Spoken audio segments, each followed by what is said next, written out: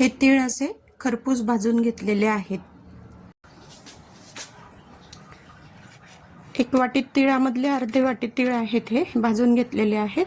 आणि हे अर्धी वाटी तीळ आहे, हे आता आपण मिक्सरमधून बारीक करणार आहोत। आणि हे शेंगदाणे आहेत, ते सुद्धा आपण भाजून घेतलेले आहेत। आणि हे जायफळ घेतलेलं आहे।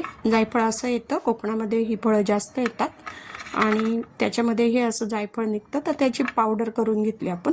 जे जायफळ आणि वेलची असे पोळपाटावर त्याची पूड करून घेतलेली आहे। आणि नंतर आपण गूळ घेणार आहोत। तो गूळ 1 वाटी असेल तर 1 वाटी गूळ घेतलेला आहे। हा गूळ घेतलेला आहे आणि त्याच्यावर असं झाकण ठेवून ते कुकरमध्ये ठेवायचं आहे। 1 शिट्टी होऊ द्यायची आहे त्याच्यासाठी। आणि तो वाफवून घ्यायचा आहे। वाफवल्यानंतर त्याचं पाकासारखं तयार होईल। जो पाक आहे हा पुढे पण जात नाही आणि खूप चिकट पण होत नाही। तर अशा प्रकारचा हा पाक आपण कुकरमध्ये तयार करून घेणार आहोत। असं अर्धवट तीळ असे मिक्सरमधून काढून घ्यायचे आहे। उसापासून बनवलेल्या या गुळामध्ये लोह म्हणजे आयर्न, पोटॅशियम, मॅग्नेशियम असते, त्याच्यामुळे पचनक्रिया सुधारण्यासाठी मदत होते। हे असे अख्खे तीळ पण त्याच्यामध्ये टाकायचे।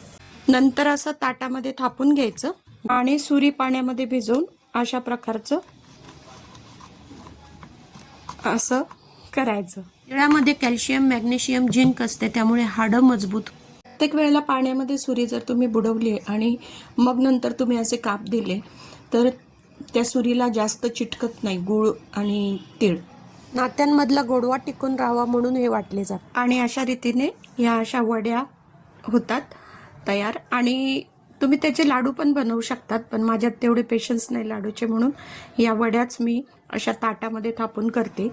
काही जण सांगतात की प्लास्टिकच्या बॉक्समध्ये किंवा मिठाईच्या बॉक्समध्ये थापून घ्या आणि डायरेक्ट कट करा, परंतु गूळ हा गरम असल्यामुळे आणि मिठाईच्या बॉक्सला कधी कधी ना प्लास्टिक असतं, त्याच्यामुळे त्याचे रिॲक्शन होऊ शकते।